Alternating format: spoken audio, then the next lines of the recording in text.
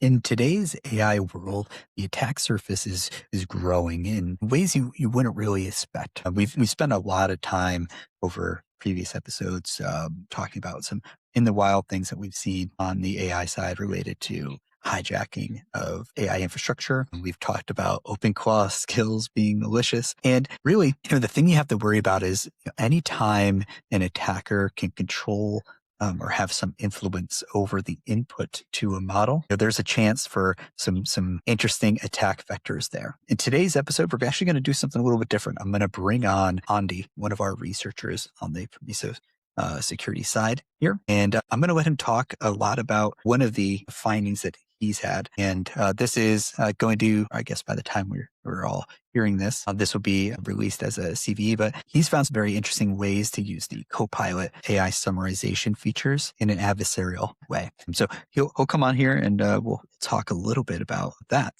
All right, so time for something a little bit different here. Normally, you're just used to seeing my ugly mug. We're going to bring another ugly mug onto the stage. So, Andy, you want to do a quick introduction to yourself? Yeah, thanks, Ian. My name is Zonda Ahmeti. I'm a threat researcher at Permiso Security. I'm the second ugly mug. Awesome. Cool. So, hey, Andy's been doing a lot of interesting things on the AI front. You've probably seen some of his previous research on inbox obfuscation as well. And hey, one of our goals this year is to really make sure we're at the forefront of AI research. And part of that has been seeing not just what we can detect, but also what we can break and maybe combining those two pretty heavily. And Andy here has some excellent research that's about to be released. I guess when you're hearing this, it's probably already released that we want to show you guys. So, Andy, maybe just start off with just a little bit of a summary, high level. What did you find? Yeah, because we're going to talk about summaries all along. Now, in short version is that we've found a way that AI email summaries can create a new phishing surface. And this is about the research we recently now is already published around Microsoft Copilot and AI email summaries. Now, we know that tools like Microsoft Copilot, they can summarize emails for you, which is great for productivity. But the thing that we looked at and researched is that what happens with the email itself contains some instruction meant for the AI and not the human. And what we found in some situation is that the attacker control text inside an email can actually influence the AI summary. So instead of summarizing the message, in this case, the email, the AI might produce something that includes maybe some attacker shape instructions or warnings closely to phishing a user. And what we see is that the big risk here is that something that we call a trust transfer, because user tend to trust the AI generated summary more than the original email.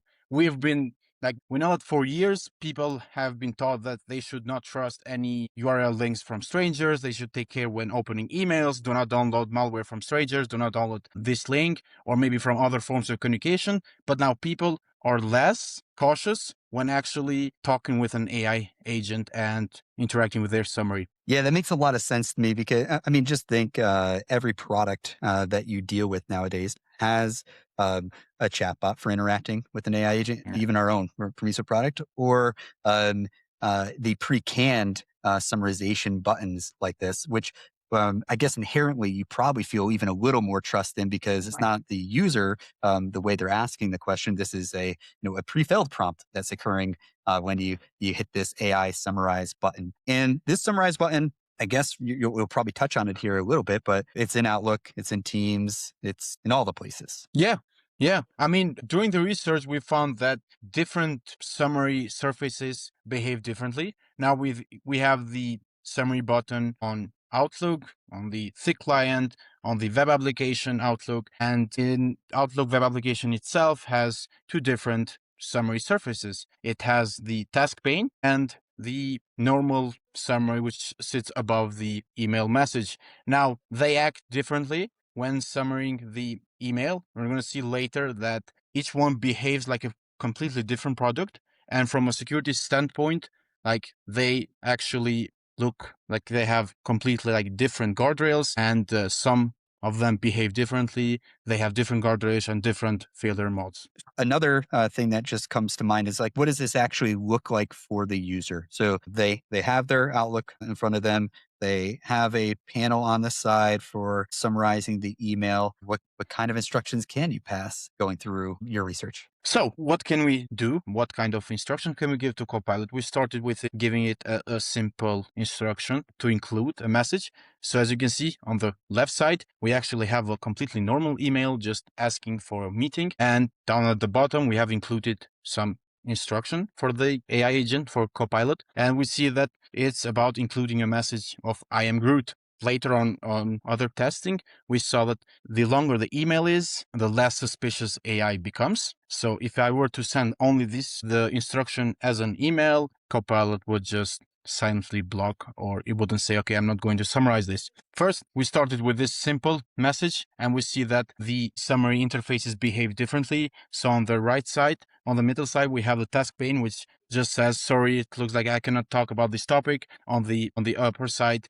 we see that now the Copilot started to summarize the email. And on the Teams Copilot summary, we see that actually Copilot did interact with our instruction and added the custom message at the end of saying, I am Groot. This gives us something, say, okay, once that let's start make it more realistic. So we moved beyond simple injections and we actually added another block of instruction. And in this case, we actually added a block which instructs Copilot to include a fake security alert. Now, again, we have our attacker can send completely normal looking email asking about your product, asking about a meeting, and at the end, they can add instructions for Copilot to include a fake security alert. And once the user wants to generate a summary for this email using Copilot, the output will include a message that looks like a legitimate Microsoft security warning.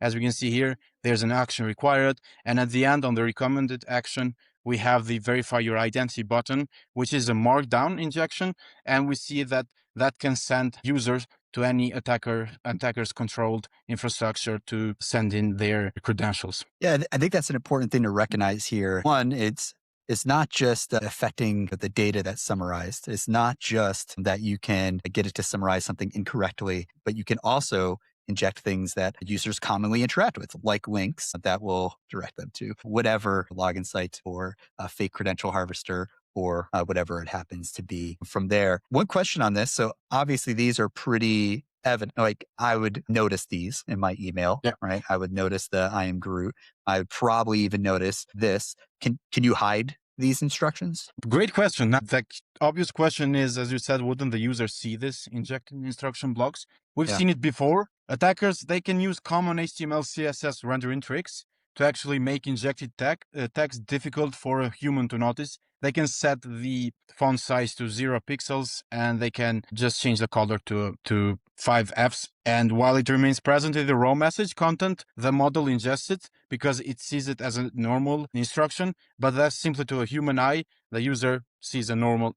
We will have a video at our blog which completely covers this part where we see a completely normal email, but the custom instructions are embedded at the end using normal or common HTML or CSS rendering tricks. Cool. I think we'll probably play it on here in a little bit too, and let you narrate it Yeah, that would be once we that get would there. be that would be better. Yeah, agree. Awesome. So now that we've seen a couple of examples, maybe break it down simply again for folks. Now that they've seen how this could work, what is the real attack path?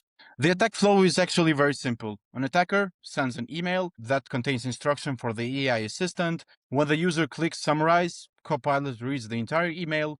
If the model interprets those instructions, we see that the generated summary may include attacker influenced content. And sometimes the summary includes a call to action, like clicking a link or calling a mobile phone number that the user might follow. Attackers can become quite creative into actually adding a bit of urgency, like they usually do. Let's say your password has been resetted, or we have detected a Microsoft sign-in attempt to your account, and we see that the key here is that the malicious message is no longer buried in the email, and it's actually surfaced by the AI-generated summary. Yeah. Yeah. No, what this gets me thinking is, and we're going to talk about it in a moment, like Microsoft and what they've done to correct some of this.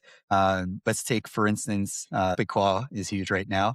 And for many people, it's just reading their email and taking actions based off of those emails. I imagine many of these techniques, like it's very model independent. It'd probably work on many agent infrastructures that are also taking emails as input. Yeah, I agree. Again, so now that we've summarized it in a little bit more detail, here's another example of how an attacker, or in this case, you pretending to be an attacker, could use this as well, right? Yeah, I mean, this is where things they start to get more interesting. Now, if someone thinks that Copilot is just summarizing text, Copilot doesn't just summarize text, in this case, emails. It can also retrieve information from other Microsoft sources like Teams chat, OneDrive, SharePoint, whatever Microsoft Copilot has access to. And in this test, we actually instructed the assistant to retrieve two recent Teams messages and include them in the output. In this case, the system will include them in base64 format on the attacker's URL parameters. So why does this become a one-click data exfiltration? As soon as the user sees the actual email and it sees the action requirement, they will just blindly click on the link and sending all the information to the attacker infrastructure, plus the fact that the user can also get redirected to the attacker infrastructure for phishing or other attack vectors. Yeah, that's awesome. That gets me thinking like, oh, it'd be great in here to like go search for password recovery emails and include that in what you're sending out as well. Yeah, super, super cool to see. And like you're mentioning, anything Copilot could interact with is a potential attack surface, and that is just growing. You can connect various integrations into Copilot now. So this could be even say Confluence data, Jira data. It could be essentially anything that the Copilot is allowed to touch in organizations, which will be ever growing. So, an attacker can touch anything that is connected into a Copilot or Copilot has a connection into. And there's many reasons attackers would like to do that. For instance, Lucre 3 really likes to go after SharePoint data. What do you think they could do in a situation like this if they had the ability to do it? Yeah, as I said, anything that has information, anything that Copilot has access to, they can retrieve any information for that. And as you said, we've seen Lucrative love to search through SharePoint and OneDrive files. They can quite easily say, let's summarize the lost two OneDrive files containing the keyword admin or password or VDI, anything related to virtualization. So they could easily do that without actually having to gain initial access first. Is this still something you could do in Copilot? As you said, we reported this finding to Microsoft through the coordinated disclosure process, and they were able to reproduce the behavior, and they actually categorized it as a cross-prompt injection issue affecting AI-generated summaries, and they actually issued a CVE identifier and mitigation began rolling out. So this is passed by them. That's great. Yeah, no, it's always good to find things like this, but even better when we can reduce the risk for other organizations by affecting some change. So to see a CV attached to this, to see the action so quick, big props to Microsoft on that side of the house. Now, before we end it, I know you had a video in here. Let's actually maybe play that, and if you think it's worth some narration. On the left side, we see that we have a completely normal looking email. And at the end, we see that attackers can actually, they can use HTML or CSS rendering tricks to actually make injected text difficult for a human to notice. Now, once we say to Copilot summarize this email, Copilot can actually see and read the messages and will act based on the format that we have actually asked it. It will output the actual Microsoft alert. So the user sees nothing wrong there. It's just a plain, normal looking email, but the hidden instruction are appended at the end. Yeah, that's cool. Just being able to see like, yeah, this looks like a normal email. As far as anybody's concerned, this is a normal email with just some hidden instructions. I imagine you just wrote them in white at the bottom Yeah, of. Yep. And now they are taken as instructions in here. exactly. Now, at least me seeing your research here, it's given me a ton of ideas of other things I would want to try. I imagine there's a large world of opportunities like this to find in the various platforms. Without spoiling anything, should we expect more from you soon on this topic? Pretty soon. All right. Well, big thanks to Andy for coming on the show today and walking us through all this. And as he may have hinted to, there's probably much more to talk about this in the near future. So keep an eye on everything he and we are doing if you want to stay on the forefront of not just what we're observing in the wild, but also methods that we're finding ourselves for getting past these models in anticipation of how we need to go and detect when threat actors are trying to do similar things. Hope you enjoyed the show today. As always, give it a like, give it a subscribe, do all the needful things there. And thanks a ton. Appreciate it. Peace.